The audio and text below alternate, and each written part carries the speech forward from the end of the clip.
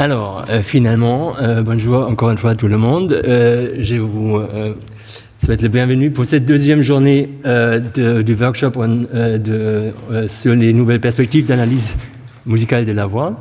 Et dans cette session, ce matin, on va donc parler des évolutions en intelligence artificielle. Et le premier présentateur, donc, c'est Serge Lacasse, qui est professeur titulaire en musicologie à la faculté de musique de l'Université Laval et directeur du laboratoire audio numérique de recherche et création. Privilégiant une approche interdisciplinaire, ces recherches portent sur l'étude et la pratique de la musique populaire enregistrée, sur l'intelligence artificielle, donc on va voir ça, en musique, et de même que sur la recherche-création. Voilà, merci. Bonjour tout le monde. J'aimerais d'abord remercier... Oui, pardon? Monter mon micro, comme ceci. Allô.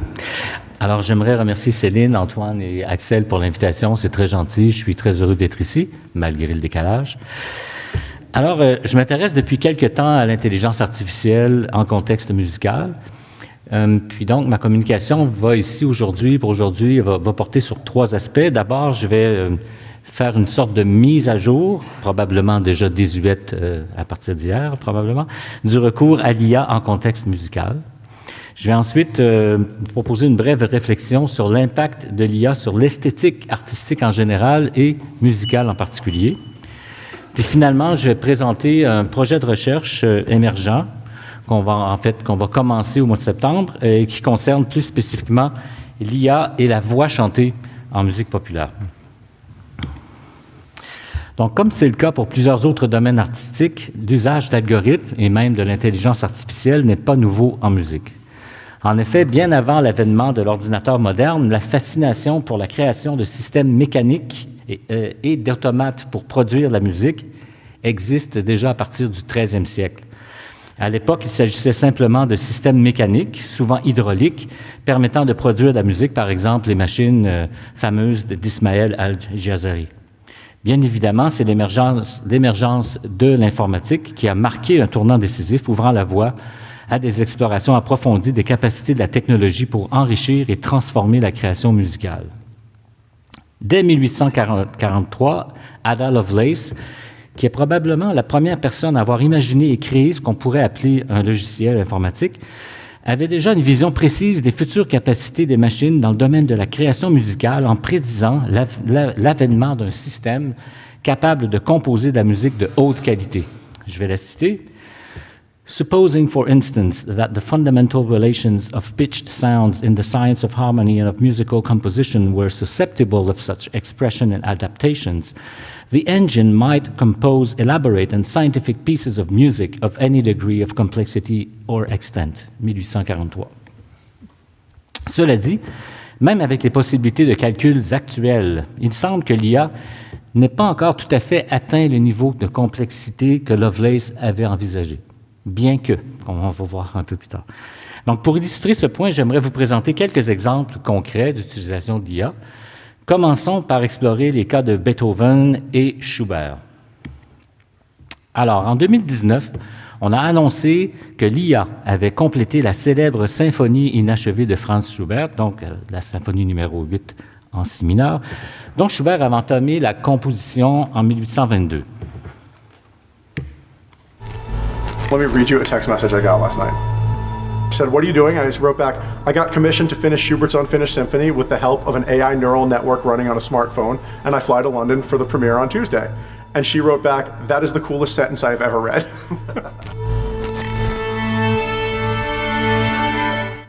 We decided to teach our smartphone to complete Schubert's Unfinished Symphony. First, we created an AI learning model on the Huawei Mate 20 Pro. We use that to analyze the existing first and second movements of Schubert's symphony. The AI then created the melody for the third and fourth movements. We worked with Emmy Award-winning composer Lucas Cantor, whose role was to draw out the good ideas from the AI and fill in the gaps where necessary. The intersection of music and technology has given us modern music, from the electric guitar up until the digital audio workstation. I think AI can only be helpful. It's like having a collaborator sitting right next to you who never gets tired, who never runs out of ideas, who never has an attitude of any kind. It just is there to work and it's there to help. It's taken 6 months to get to this point, and the results are incredible.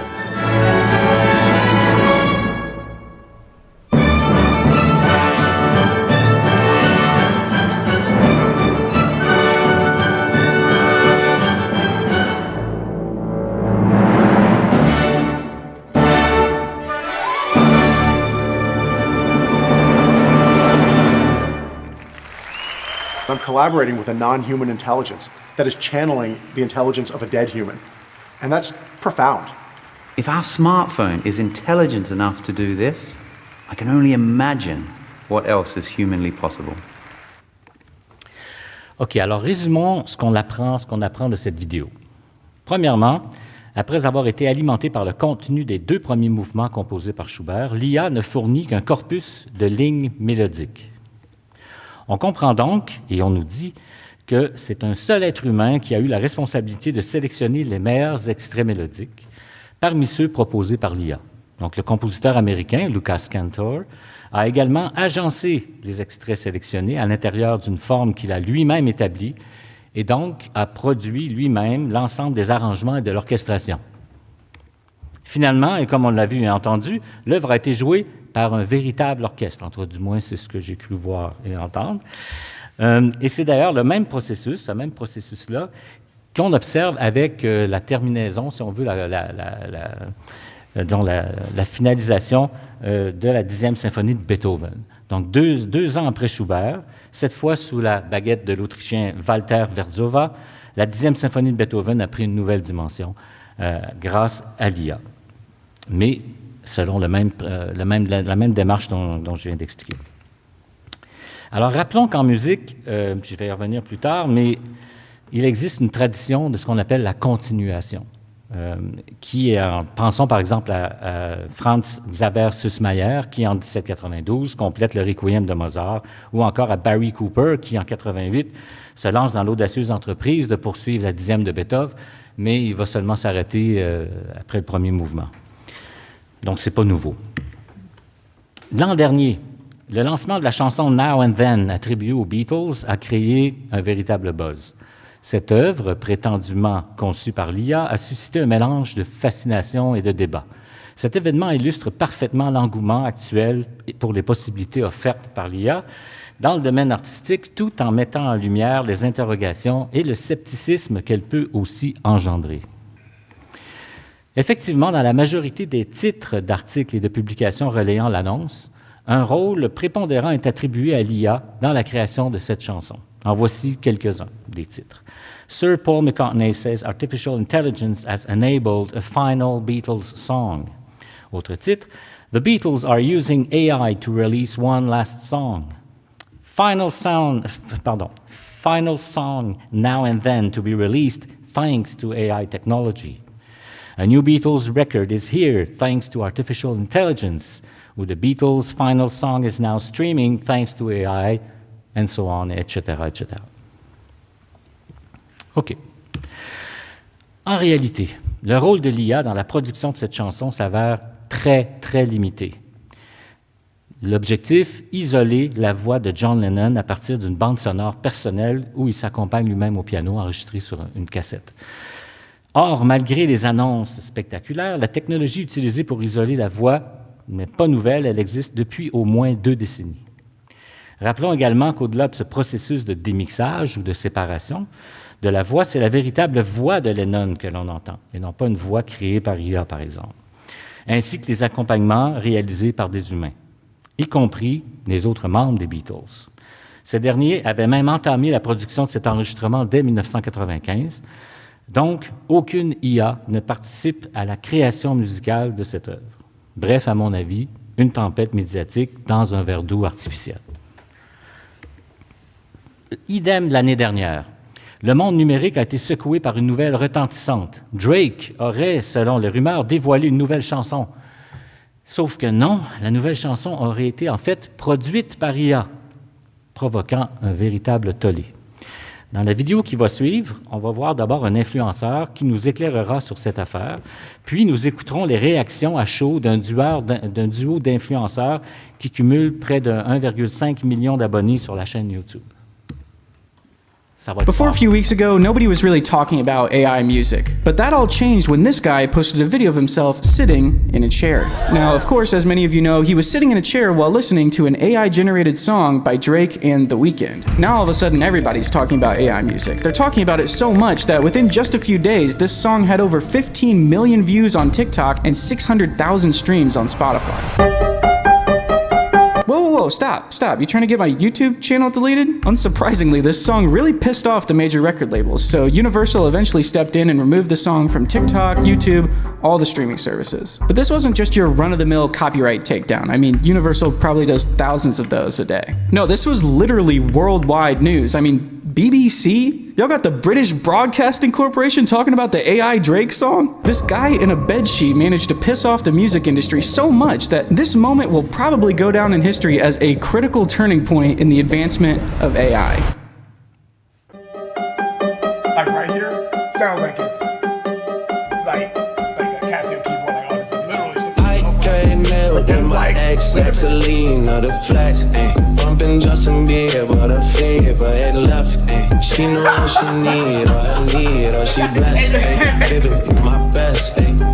Got my heart, I'ma stay with that knife. They got the ad-libs and shit. Hey, the pause in it. They're giving you my best. Hey.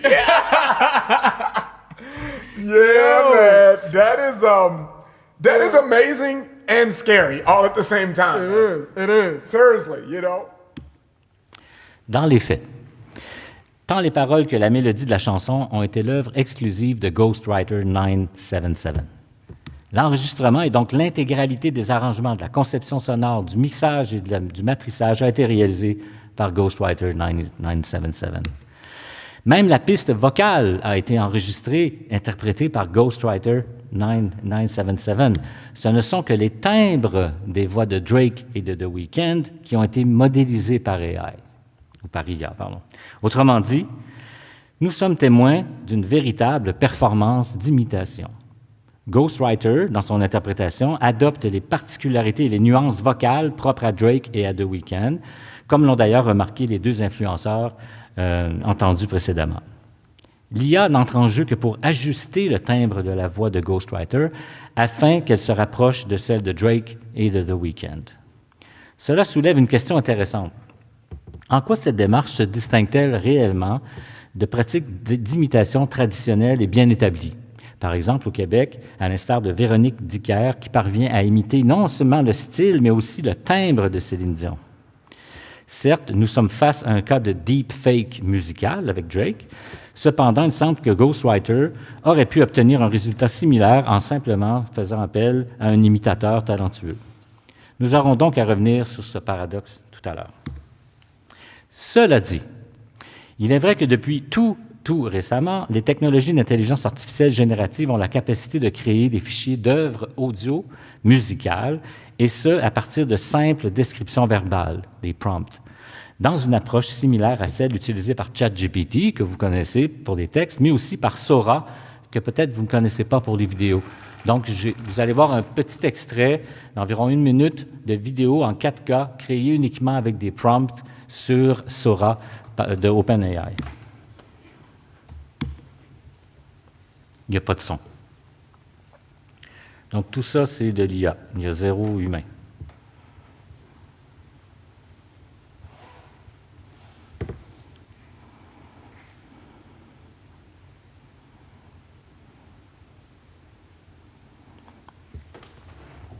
Ouais, ça saute, mais ça saute pas en fait. En vrai, c'est l'espèce de.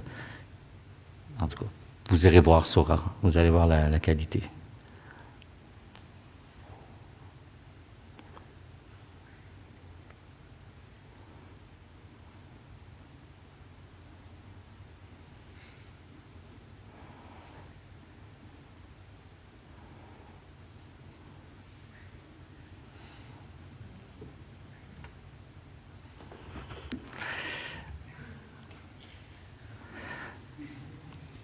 OK. Dans le monde de la musique, de tout nouveau site permettent de créer des enregistrements musicaux à partir d'une description textuelle, donc d'un prompt. C'est le cas, par exemple, de Suno, depuis décembre 2023, et de Udio, dont je vais parler ici, depuis avril 2024, à l'aide duquel j'ai créé quelques exemples. Donc, ce que j'ai fait une espèce de montage où d'abord, je fais une demande.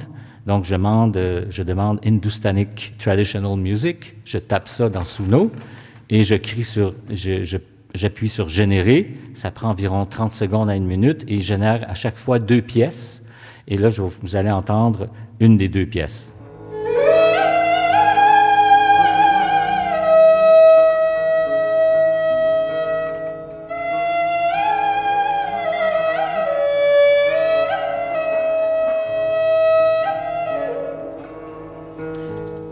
J'ai ensuite demandé de la chanson française. Sans amour, j'erre sans fin, perdu sans fin dans les rues, je cherche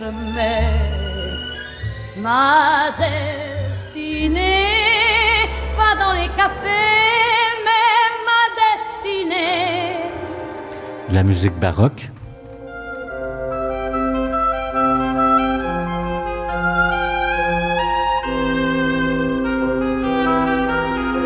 Un peu de métal.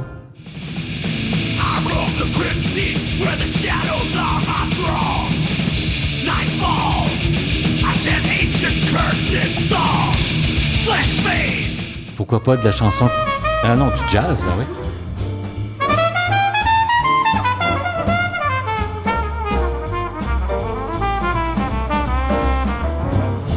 Got you a smooth tune for evening, a golden horn. Jazz notes that float on the air, they're warmly... Finalement, même de la chanson québécoise. Danse avec les feuilles, laisse le vent te guider, raconte-nous tes veillées. Ici, t'avais tes racines, mais le monde est vaste, tu sais, l'appel de la forêt t'attire-t-il toujours? Avec les stéréotypes, hein, comme l'appel de la forêt, ma cabane au Canada. Bon, à noter qu'il est annoncé que on pourra même télécharger les pistes séparées des pistes des chansons qui vont être créées dans les versions futures.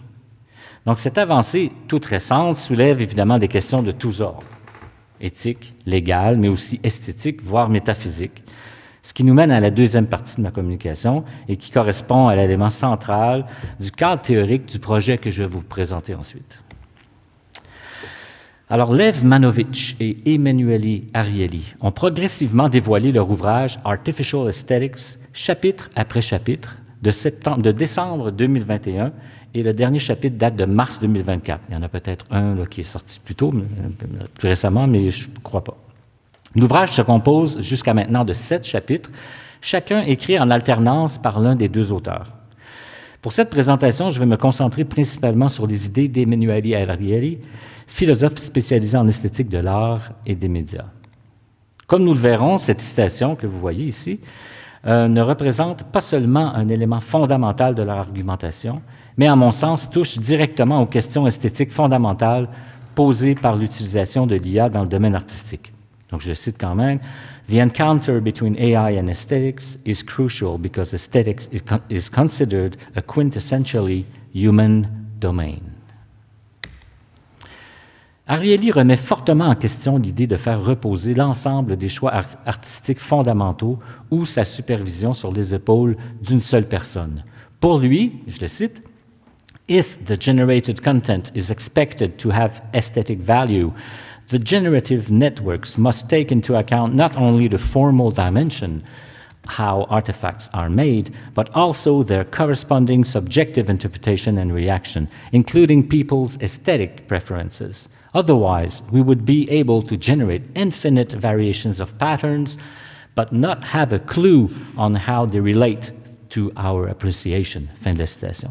Autrement dit, il suggère que les décisions prises en réponse aux propositions d'une IA générative devraient reposer non sur l'autorité souvent arbitraire d'une seule personne, mais plutôt sur les réactions d'un groupe diversifié, incluant les spécialistes, mais aussi et surtout le public. Donc, cette approche requiert, à mon avis, une forme d'humilité qui contraste avec la tradition artistique occidentale, Tradition qui, comme l'a montré Lydia Gerd dans son livre Le Musée imaginaire des œuvres musicales, publié à l'origine en 2018, en 92, pardon, où elle place l'artiste et son œuvre au centre de tout plutôt que de les considérer dans le cadre d'un processus collectif, comme l'ont par ailleurs étudié Howard Becker et plusieurs autres. OK. À mon avis, tant la question du grand génie... attendez une seconde, j'ai oublié un truc. Il faut que je recule ici, c'est important. Cette approche requiert, à mon avis, une forme d'humilité. Ça, je l'ai dit, non, c'était correct, j'étais OK, désolé. On reprend. Donc, à mon avis, tant la question du grand génie compositeur que celle de la crainte que suscite l'avènement de l'IA. Rappelez-vous l'un des deux influenceurs qui a dit « That is amazing and scary all at the same time ». Donc, la combinaison des deux, pour moi, relève d'un même enjeu, celui de notre humanité telle que conçue dans la société occidentale, ou la plupart des sociétés occidentales. Donc, reformulons la question à la manière d'Ariely. Que se passerait-il si une IA créait une œuvre surpassant tout ce que l'humanité n'a jamais produit, pas seulement en termes de beauté, de précision ou de force évocatrice et symbolique, mais allant au-delà de la notion même de l'art? Donc, comme on l'a vu, Ariely avance l'hypothèse selon laquelle l'art serait perçu comme l'essence de notre humanité. Le dépasser signifierait transcender notre nature humaine, voire concrétiser notre obsolescence. Donc, ce thème du dépassement de l'humanité par la machine se retrouve d'ailleurs dans de nombreuses dystopies autour de l'IA, notamment au cinéma. The Colossus, The Forbidden Project, si vous n'avez pas vu ce film, allez, trouvez-le. À Terminator, The Westworld à The Matrix, en passant par, évidemment, 2001, Odyssée de l'espace. Donc, dans le domaine musical, nos deux influenceurs, après avoir écouté ce qu'ils croyaient être une chanson de Drake, entièrement produite par IA, ont résumé, comme je vous l'ai dit, par « This is amazing and scary at the same time ». Un sentiment partagé par plusieurs. J'imagine même déjà ici, levez la main ceux qui se reconnaissent dans cette expression. Oui, c'est ce que je pensais. OK. Alors, j'aimerais tenter de répondre à cette question en adoptant une perspective post-humaniste. D'un côté, c'est la tradition humaniste, particulièrement celle du dualisme des Lumières ancré dans les idées de Platon, qui a nourri la notion d'une séparation entre le corps et l'esprit. C'est cette vision, ou selon cette vision, la culture occidentale, comme quelques autres, a longtemps privilégié les créations de l'esprit au détriment du corps. Le posthumanisme, tel que Carrie Wolf le définit dans What is Posthumanism, et dont on a parlé hier, et dont il disait qu'on en allait en parler aujourd'hui, alors on nous dit ça, propose plutôt une approche moniste qui intègre corps et esprit, rééquilibrant ainsi la hiérarchie des valeurs, y compris esthétiques. Il faut cependant clairement distinguer le posthumanisme de Wolf de ce qu'on appelle le transhumanisme, qui peut être vu comme une forme d'humanisme poussé à l'extrême, allant jusqu'à prôner la disparition du corps au profit du seul esprit, notamment à travers la technologie. Donc, le posthumanisme, au contraire, nous rappelle nos fondements, notre nature à la fois animale et intellectuelle. Donc, le posthumanisme, c'est une critique, même Foucauldienne, de l'humanisme. Donc, à mon sens, c'est dans ce cadre que se trouvent les réponses en tout cas quelques réponses à quelques-unes de nos interrogations. D'une part, l'IA représente une menace potentielle de surpasser l'esprit humain. Plus profondément encore, elle menace de s'approprier ce que définit le plus notre humanité, l'art. C'est de cette prétendue menace que découlent à la fois nos inquiétudes vis-à-vis de l'IA et notre propension à surcélébrer le super artiste. Ariely aborde la question de front. Je le cite. If simple, non-human processes can generate an aesthetic object, perhaps we are giving too much weight to the notion of human, including intentionality and consciousness. In short, we may need to overcome the assumption that only by generating humans can a culturally sophisticated product be created. Fin de la citation. Il dit bien generating humans, donc générer des humains. Vous allez comprendre bientôt ce qu'il veut dire par là. Donc, après avoir surmonté notre fascination initiale et nos appréhensions, Ariely nous invite à une prise de conscience. À la suite de son analyse de divers exemples d'interaction entre l'IA et la création d'objets culturels, il conclut que as long as we are emotionally invested, it makes no difference whether the creative process is algorithmic or human-driven. Fin de la citation. En d'autres termes, plutôt que de craindre l'IA, faisons d'elle une collaboratrice. Dans ce contexte, Ariely entrevoit 4 modes d'interaction avec l'IA en contexte artistique. Comme on peut le voir ici, ces modes d'interaction dépendent, d'une part, du type de tâche demandée à l'IA, l'analyse ou la génération, et de ce que l'on veut analyser ou générer, des objets ou des sujets. Donc, voyons brièvement chacun de ces modes d'interaction.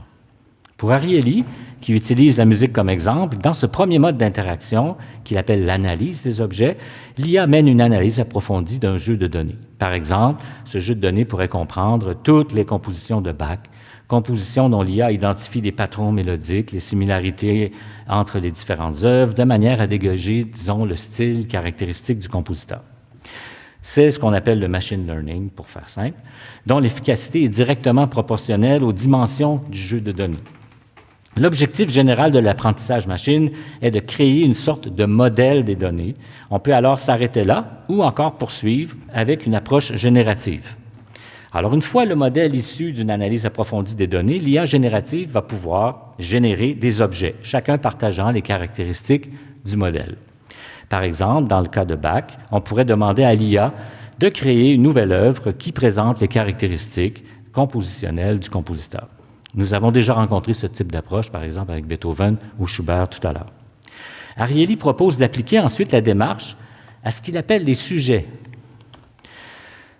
En effet, pour Ariely, tant la démarche d'analyse des objets que celle de la génération d'objets nouveaux ne sont valables que si on intègre les sujets, donc le public. En effet, dans la mesure où l'esthétique et donc l'appréciation des pratiques culturelles visent avant tout un public, il est pour lui crucial, voire évident, que le point de vue du public doit être considéré. Donc, le public devient donc un collaborateur précieux. Dans ce contexte, et toujours en prenant l'exemple de la musique, Ariely définit l'analyse des sujets comme une démarche de cueillette et d'analyse des préférences des sujets dans le but d'identifier quels aspects musicaux touchent le plus le public et mènent à des réactions esthétiques potentiellement mesurables. Pour Ariely, la démarche vise à prédire, dans la mesure du possible, les réactions du public lorsqu'exposé à un nouvel objet culturel réalisé par IA. Ce processus permettrait ainsi d'alimenter à nouveau l'IA afin d'améliorer les prédictions. Pour Ariely, lorsque poussée à l'extrême, cette méthode permettrait d'individualiser la modélisation des préférences de chacun, un peu comme tentent de le faire un peu maladroitement les algorithmes de Spotify, par exemple.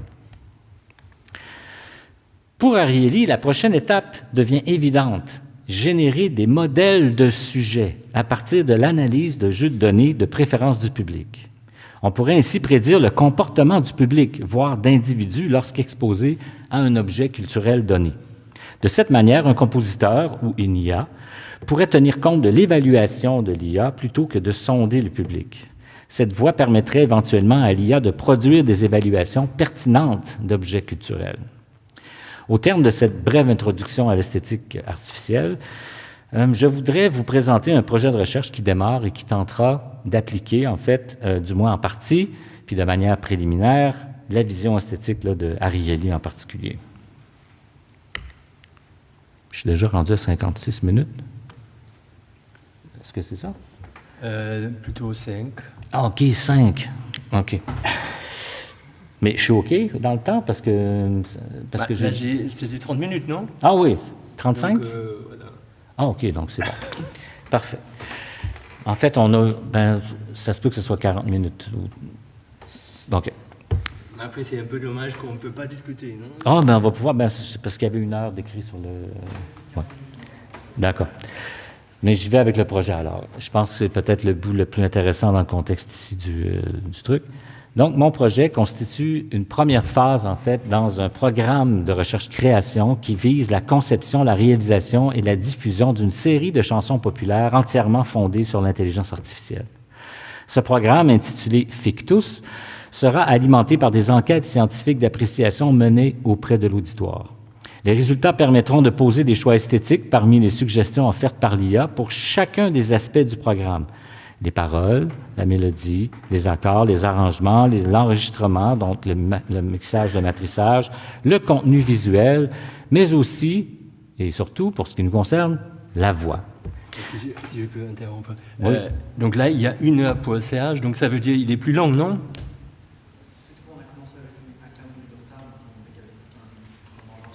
Donc je n'avais pas compris que c'est différent pour les différents locuteurs. D'accord. Ça marche. De mon côté. Donc, dans ce contexte, le but du projet préliminaire, donc la première partie, en fait, du programme, est de mieux connaître les préférences de l'auditoire à l'égard de la voix chantée en musique populaire, de manière à sélectionner les voix générées par IA qui pourront, plus tard, s'intégrer à Fictus. Il s'agira alors d'exposer les participants à une série d'extraits sonores en tout point identiques, à l'exception du timbre de la voix. Donc, seul le recours à l'IA peut permettre de réaliser des extraits sonores dont le timbre vocal, à l'exclusion de tout autre paramètre, peut être modifié. Le projet vise ainsi 2 objectifs spécifiques et interreliés. 1, réaliser des extraits musicaux dont le timbre des voix va avoir été créé par l'IA. Puis ensuite, 2, connaître les préférences esthétiques de l'auditoire pour ensuite continuer la recherche. Alors, en ce qui est... Bon, c'est ça. La question du timbre, en fait, de la voix chantée par l'IA a étrangement fait l'objet de peu de recherches. Ainsi, bien que certaines études aient mesuré le degré d'humanité perçu par des musiques générées par l'IA ou de voix parlées synthétisées par l'IA, il ne semble pas, à notre connaissance, exister de travaux portant sur le degré d'humanité perçu d'une voix chantée générée par IA. En tout cas, du moins, pas récemment. Le projet proposé, même s'il ne s'agit pas de son objectif principal, pourra en partie, j'espère, combler cette lacune. En fait, et encore plus étrange à mon avis, peu de recherches récentes portent sur l'appréciation de la voix chantée humaine tout court, en fait sur le timbre de la voix chantée humaine tout court. La recherche existante se concentre sur un aspect ou autre de l'appréciation de la voix chantée, dont la technique du belting, les voix d'enfants, le vibrato, le bien chanté, l'intonation, les chœurs ou encore les biais visuels pouvant influencer l'évaluation des voix par des auditeurs cisgenres et transgenres. Donc, ces études ne répondent pas directement aux questions de notre recherche, mais ça va nous être utile. Mais c'est quand même étrange, j'aurais aimé qu'il y ait plus de recherches là-dessus. Peut-être qu'il y en a, si vous en connaissez, vous envoyez-moi les références, s'il vous plaît. Donc, comme on l'a vu plus tôt, pour le moment, le résultat final de l'agencement du matériau musical généré par l'IA fait l'objet de décisions esthétiques prises par des maîtres d'œuvre humains.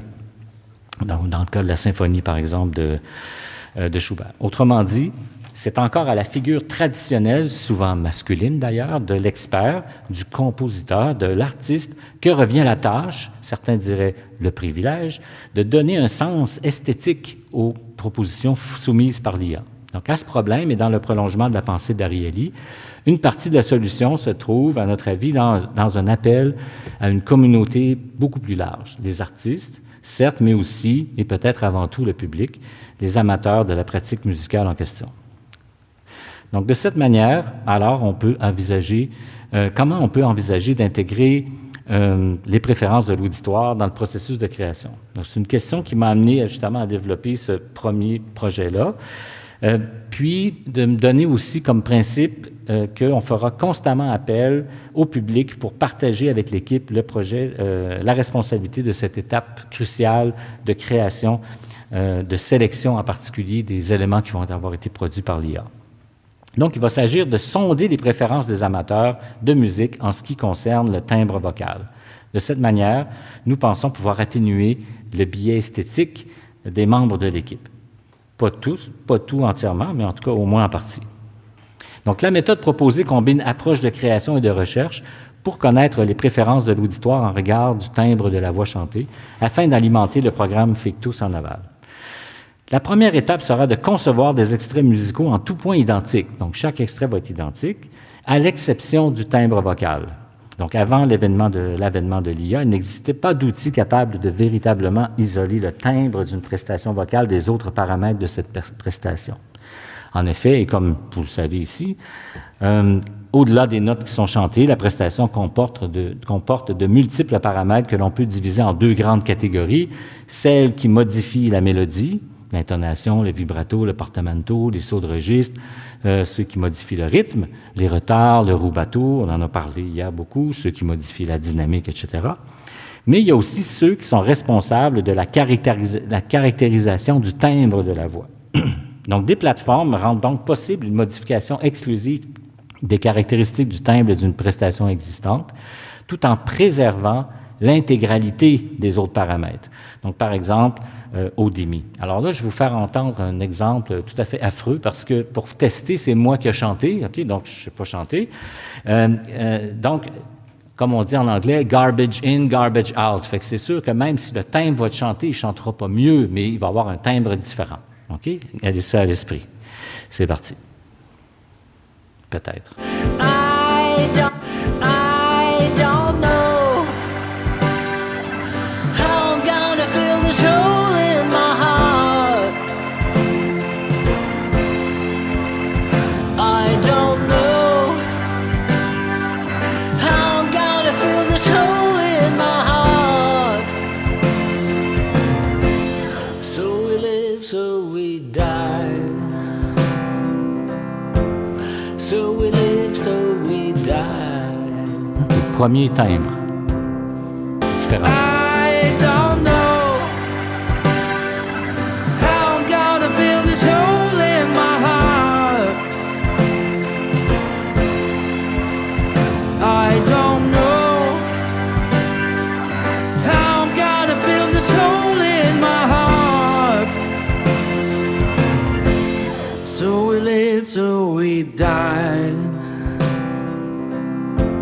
So we live, so we die. Un autre chanteur masculin, puis ensuite film. I don't know how I'm gonna fill this hole in my heart. I don't know how I'm gonna fill this hole in my heart. So we live, so we die. So we live, so we die. On a une chanteuse soul. I don't know how I'm gonna fill this hole in my heart. I don't know how I'm gonna fill this hole in my heart. So we live, so we die. So we live, so we die. Donc, on pourra créer plusieurs extraits vocaux avec le timbre comme seul élément modifié. Cette démarche nous permettra de sélectionner des timbres vocaux qui seront utilisés par Fictus. Puisque le genre musical est considéré aussi comme un facteur important pouvant influencer le processus d'appréciation chez les participants, on va faire des pièces dans des genres musicaux différents, EDM, pop, rock, folk, country. Puis de ces 3 pièces, nous tirerons 3 extraits représentatifs d'une durée de 30 secondes chacun. Puis comme ces 3 extraits seront utilisés pour réaliser 6 clips audio, en tout cas, je vous passe la cuisine, mais les sujets vont être comme ça, exposés à les mêmes extraits avec des timbres différents, par des voix différentes et par des pièces de genre différents. Donc, pour cette étude, nous allons faire évidemment appel à la plus grande diversité de timbres possible. On m'a assez entendu, c'est bon. OK, donc pourquoi ça va si bon? Afin de connaître les préférences des participants au regard du timbre vocal, plusieurs activités de cueillette de données vont être menées. D'abord, un pré-test qui va comprendre un questionnaire préliminaire, une cueillette de données physiologiques et une brève entrevue avec une trentaine de participants. En fait, ça, c'est pour nous aider à concevoir et ensuite un questionnaire en ligne qui va être soumis en ligne à plus de 200 participants. On espère 2000, on espère 10 000. On verra comment ça va réagir. En ce qui concerne les données physiologiques, nous retiendrons 4 indicateurs, notamment utilisés par Omeghi et al., pour mesurer l'appréciation esthétique, soit la température du corps, la conductivité de la peau, le rythme cardiaque, puis la dilatation des pupilles. Donc, l'objectif du pré-test est triple: identifier les principales caractéristiques du timbre qui font l'objet de son appréciation, mesurer l'écart entre les données du questionnaire qualitatif et les données physiologiques quantitatives pour connaître l'opinion des participants à l'égard du recours à l'IA en musique. Donc, évidemment, comme je disais, on va utiliser ces résultats-là pour finaliser notre questionnaire en ligne qu'on va mettre sur une plateforme de type Qualtrics. Donc, les participants vont répondre aux questions en écoutant les clips audio avec leur casque d'écoute, puis ils pourront faire rejouer, combien de fois ils voudront, un extrait avant de passer au suivant. Donc, les participants pourront s'exprimer aussi à la fin du questionnaire, au moment où on va leur divulguer que ça a été créé avec l'aide de l'IA, les thèmes musicaux. Les thèmes vocaux, pardon. Donc, je finis avec ça, les hypothèses d'interprétation des résultats. Donc, même s'il est difficile de prévoir le résultat de l'étude, il est toutefois possible de poser certaines hypothèses, notamment en ce qui concerne l'attitude du public face à une production artistique générée par IA.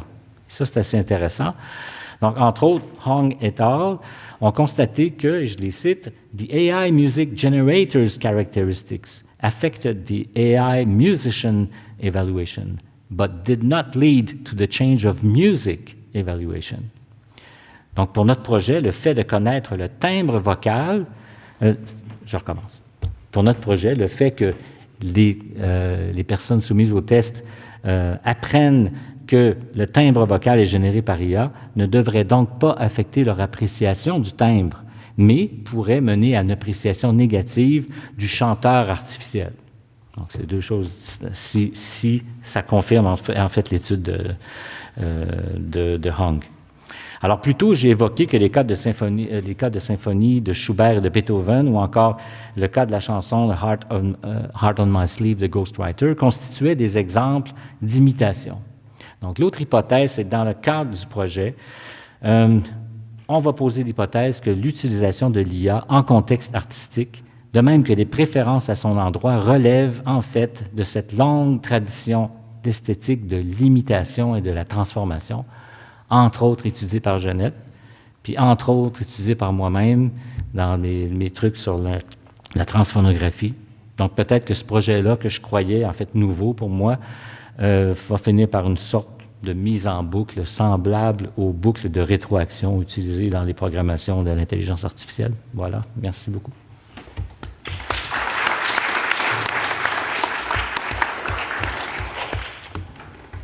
Merci. Est-ce qu'il y a donc des questions? Voilà. Bonjour, merci beaucoup pour cette présentation. Alors, je me suis jetée sur les questions comme la misère sur le pauvre monde, parce que effectivement, les questions que vous posez sont très intéressantes, mais dans mon cercle de connaissances de musiciens, la question qui se pose le plus souvent, c'est pas est-ce que l'IA est en train de remplacer notre humanité, mais est-ce que ça ne va pas mener à une disparition du corps de métier de auteur, compositeur, éventuellement interprète à terme?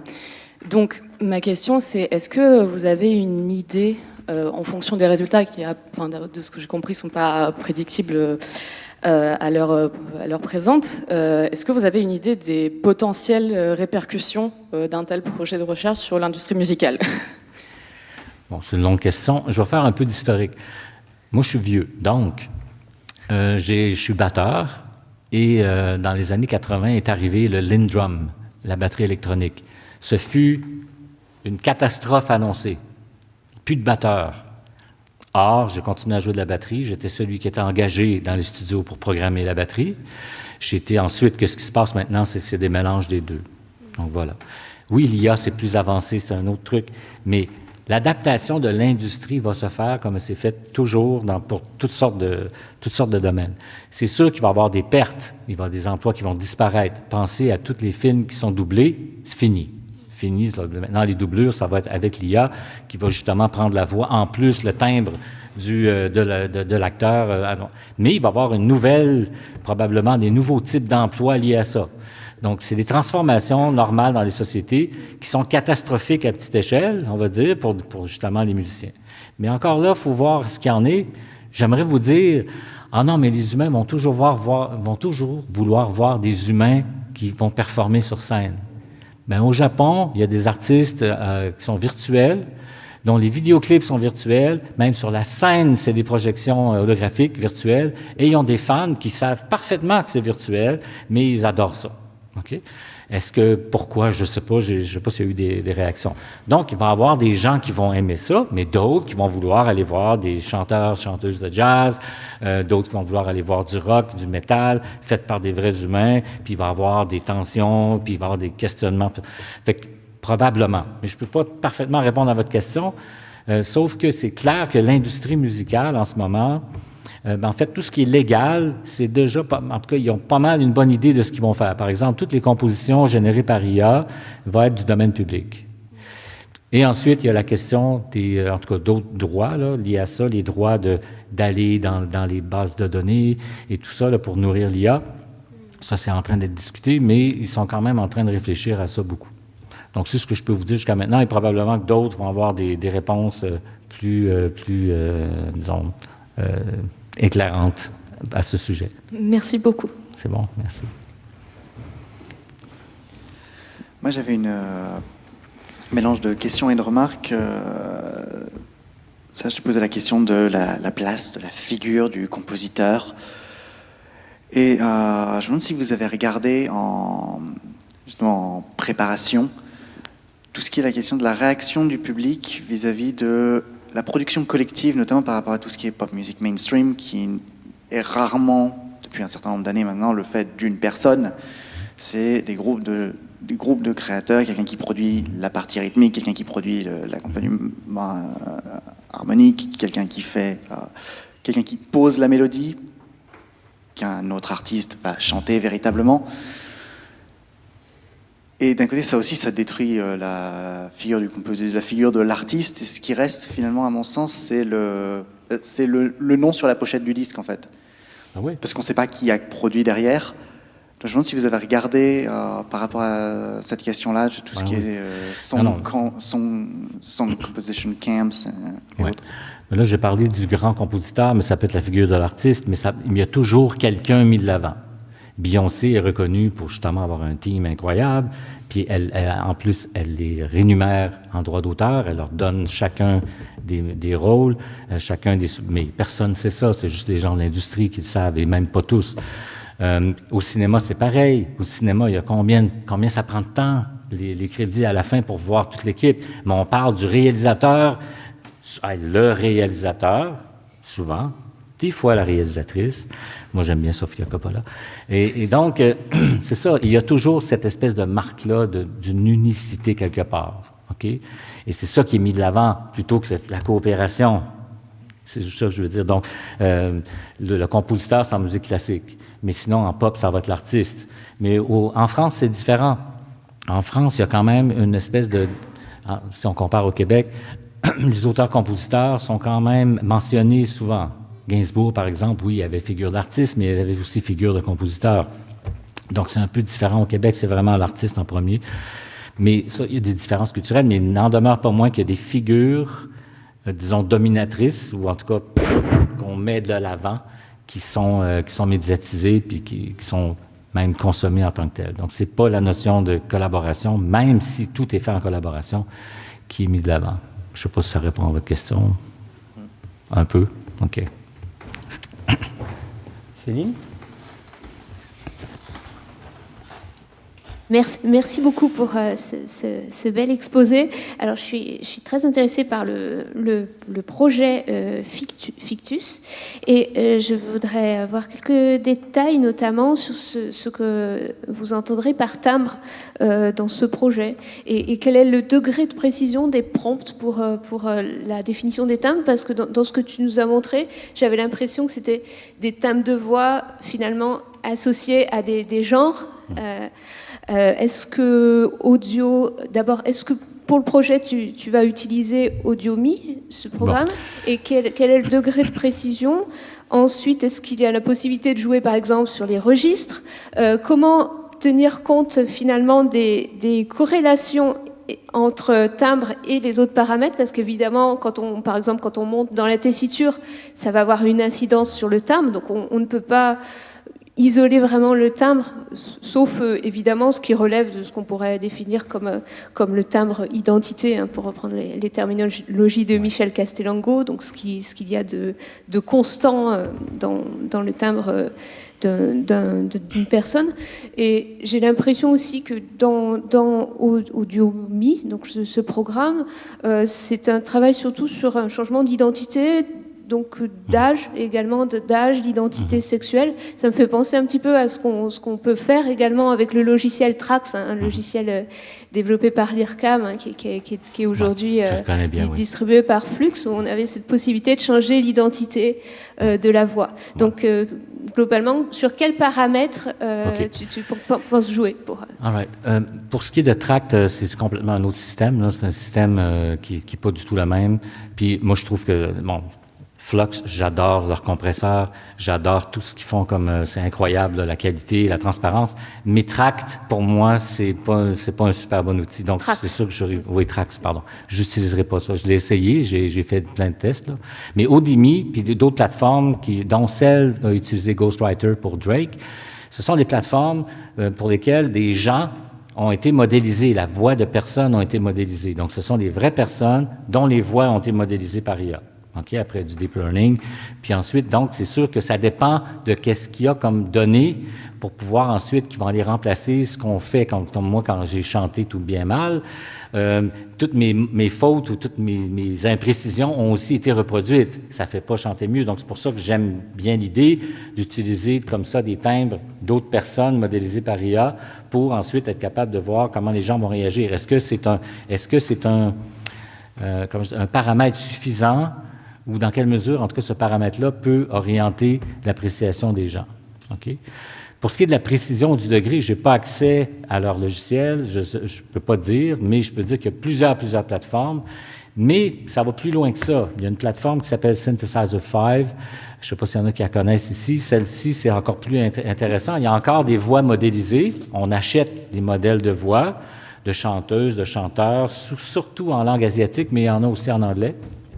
Et l'idée, c'est qu'on a comme une interface MIDI, on compose la mélodie, et là, ça fait... Il n'y a pas de son vraiment, c'est un peu non timbré, si on veut.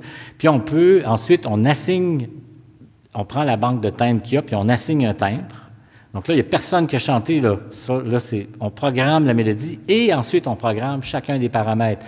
Le breathness, le creaky voice, on fait les slurs, on peut tout créer ensuite, la performance. Il y en a une de base qui est c'est vraiment convaincant. C'est vraiment convaincant.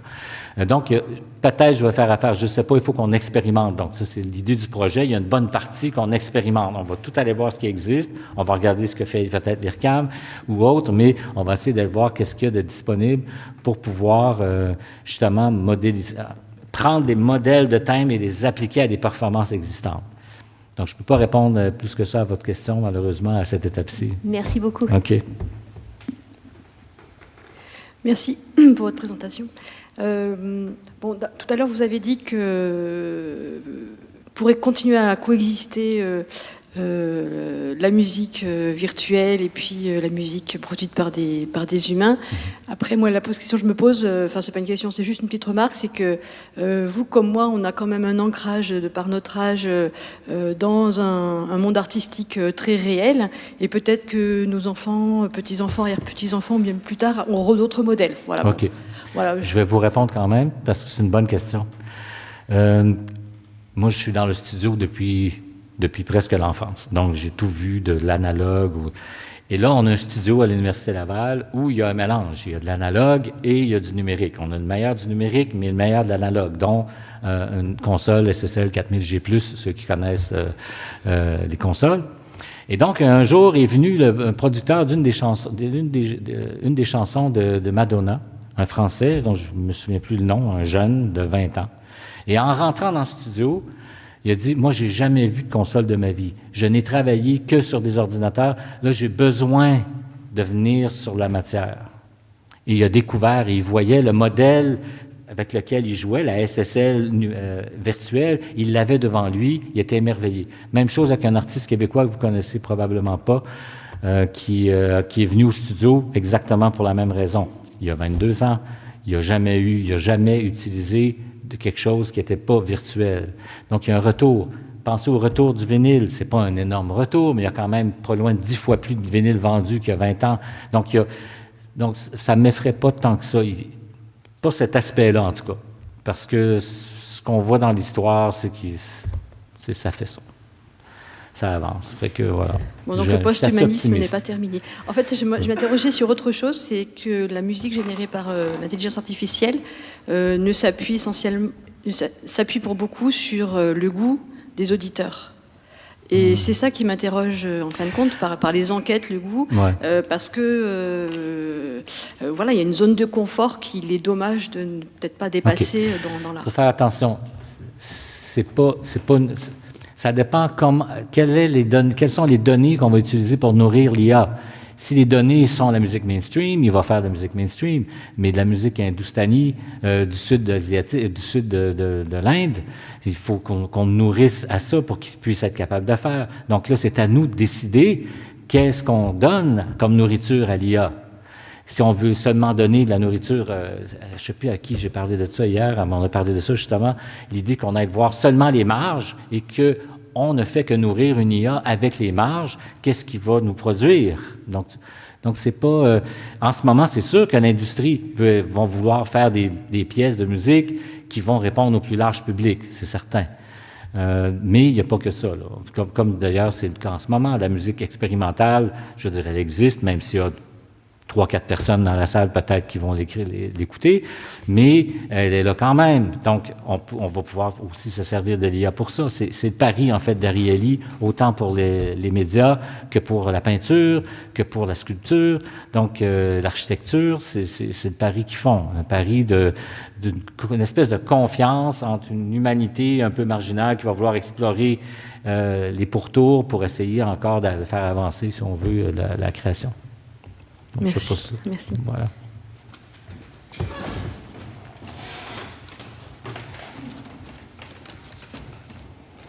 Merci bien. Bien, moi, je voudrais poser une question. Dans ce que j'entends, il me semble que l'IA, c'est plus... Alors, si c'est une forme d'art, si on accepte ça, c'est quand même un art de l'imitation poussé très, très loin. Où est la création en termes de production de vraiment nouveau? J'ai une réponse. Voilà, je voulais savoir ce que vous en pensiez. Oui. Comment forme-t-on les compositeurs au conservatoire? Par le pastiche, par l'imitation. C'est ce qu'on fait depuis toujours. On forme, on crée en imitant, puis ensuite en combinant, puis ensuite en essayant de dépasser, en essayant de trouver un style qui nous... Oui, l'IA n'est pas encore rendu là. L'IA n'est pas encore... En tout cas, jusqu'à la dernière chose. Mais je ne doute pas que ça va arriver aussi. Puis c'est le pari aussi d'Ariely, parce que, par exemple, en art visuel, il commence à avoir des cas où... il y a quelque chose que c'est pas prévu comme, disons, puis ça amène à des questionnements qui vont, en fait, avancer plus loin. Donc, mais encore une fois, il faut faire attention parce qu'à mon avis, on romantise beaucoup la création, l'idée de création. Non, tu vois? Alors, là, je m'appuie sur des définitions, de psychologue, La création, c'est vraiment quelque chose qui n'existe pas avant et qui est adapté à une certaine situation, sans parler de création artistique. Voilà. Oui, la créativité. Bon, parlons pas de créativité, mettons la création, là. C'est une longue question. On pourra en parler plus tard, mais juste dire que, encore une fois, toute création que je connais, même les tentatives de musique stochastique, de musique, de free jazz et tout, c'est toujours fondé sur quelque chose qui existe auparavant, pour lequel on n'a ou pas contrôle. Par exemple, musique stochastique, tu n'as pas le contrôle, mais les choses existent, puis ça se crée ensuite. Nous, en tant qu'humains, on interprète ça comme de la création. C'est juste ça que je veux dire. Mais le processus, lui, est fondé sur la transformation de l'imitation. à mon avis. C'est ça, en tout cas, qui a été étudié beaucoup. J'aimerais juste intervenir, je ne sais pas si ça marche, ouais. Je pensais, moi, à des logiciels tels que Improtech. Marc Chemilly a développé une sorte de logiciel de machine learning. On peut même parler d'intelligence artificielle, dans lesquels, en fait, il enregistre un musicien en live, et immédiatement, l'intelligence artificielle reproduit selon le phrasé de l'artiste, et donc l'ensemble des caractéristiques de ce musicien, et bien en direct, une improvisation nouvelle fondée sur ce phrasé. Donc là, on est au-delà je vais dire, du stade de la batterie électronique, comme tu parlais tout à l'heure, parce qu'effectivement, on a tous eu peur avec ces apparitions de synthèse.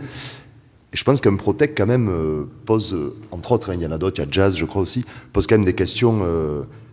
On est certes dans l'imitation, dans le pastiche, effectivement, mais est-ce que si on lui donne plus à manger, elle ne va pas aller au-delà, comme tout être humain? Probablement. Je veux dire, mais la question, c'est, en fait, ce que dit Ariely, puis ce que je pense, c'est « so what ». Oui. Voilà. Ensuite, c'est qu'est-ce qu'on fait avec ça maintenant. Donc, c'est pour ça que ça revient toujours à cette question-là, de questionner notre humanité. C'est pour ça, au fond des choses, si on va au plus loin, là, à mon avis. Mais bon, peut-être que demain, je penserai à autre chose, mais c'est là où je suis rendu. Oui.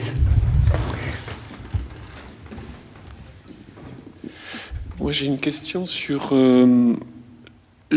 disons, là, on parle de production, de création par l'IA, mais est-ce qu'on peut en déduire des connaissances pour l'humain? C'est-à-dire, est-ce qu'à partir des productions de l'IA, on peut se dire, tiens, voilà. OK, là, on est capable, par exemple, de reproduire ou de comprendre ce qui se passe? Exactement. Ben, dans le domaine du génératif, c'est exactement ça. Il y a plusieurs chercheurs qui se penchent sur, par exemple, sur la recherche sur la conscience.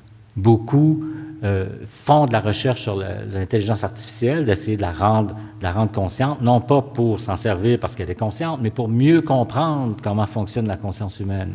Donc, ça devient un outil de compréhension de comment ça fonctionne. Ça, c'est un exemple, mais il y en a plein d'autres. Ariely, justement, propose cette piste-là. Je n'ai pas pu parler de tout d'Ariely, vous irez lire, mais c'est exactement ce qu'il dit. Ça va nous permettre nous-mêmes de dépasser des barrières auxquelles on n'aurait pas pensé nécessairement. Donc, ça va contribuer au développement probablement aussi d'une manière originale par une sorte de... En tout cas, donc, c'est comme si on passe la rondelle, au Québec, c'est ce qu'on dit, le ballon, si vous voulez, à l'IA, pour qu'il nous propose des pistes qu'on n'aurait peut-être pas vues.